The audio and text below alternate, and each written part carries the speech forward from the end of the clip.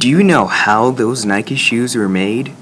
Chances are they were made using child labor. According to the International Labor Organization, child labor is work that deprives children of their childhood, their potential, and their dignity, and that is harmful to their physical and mental development.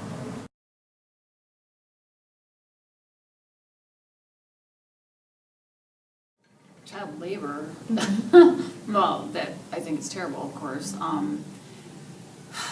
mean, are you talking about child labor from the past or child labor like currently? Currently.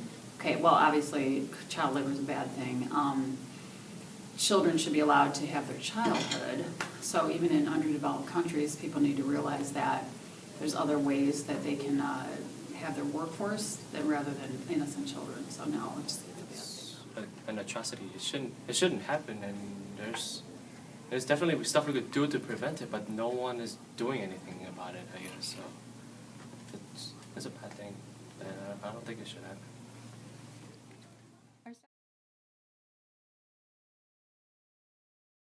Yeah, I'm sorry, I don't really know these things, so I'm going to just take a wild guess. 50 cents. 50 cents. Less than $1 a week, maybe a penny or a few pennies if they're lucky.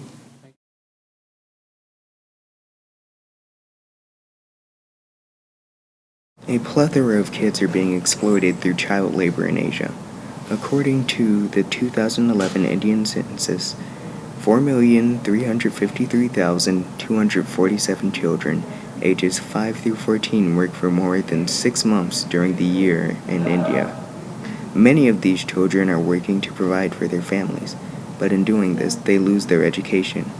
Also, many children are working with hazardous materials that may gravely endanger their health.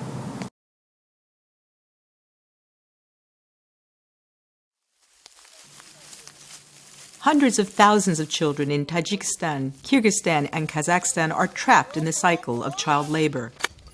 For children, it's not only exhausting.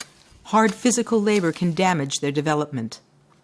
When I work in the fields, sometimes I have to squat for a long time, and after a while your legs start to hurt, and it's impossible to stand up again. But around Central Asia, attitudes about child labor are beginning to change. Supported by an ILO IPEC project, children in or at risk for child labor are being monitored, identified, and placed in school or vocational training.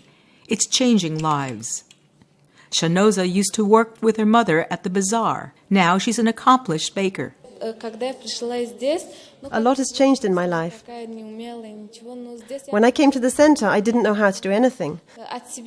But now I have job skills, and I can say with full confidence that I am excellent at my job.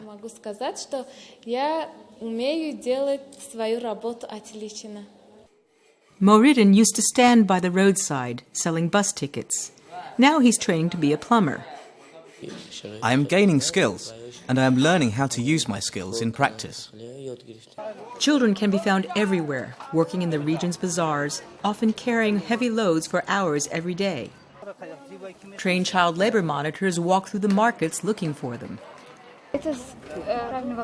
We look them in the eyes and can tell if a child is working in forced labor.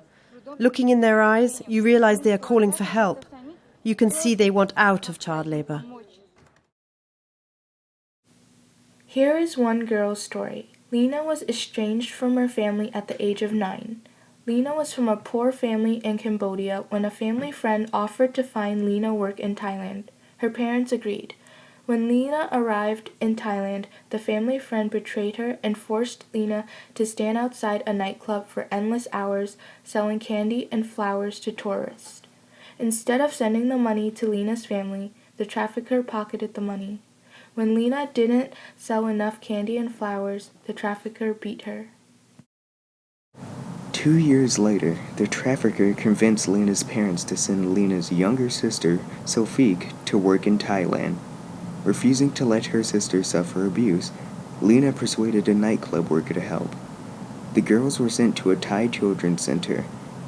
They were later reunited with their family in Cambodia. Here are 4 things you can do to help stop child labor. First, you can donate to an education program such as Good Weave. Go to www.goodweave.org to make a donation to help rescue children from child labor. Goodweave reunites the children with their family and provides them with schooling. Another thing you can do is contact retail stores and find out how their products are made. Avoid products made from child labor. As an alternative to supermarkets, buy your produce from a local farmer's market. Use social media to spread the word.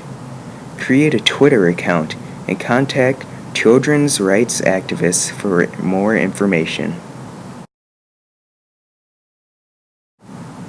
Finally, just educate yourself. Use what you've learned about child labor and tell your friends and family. Because the more people that know, the stronger the fight against child labor grows.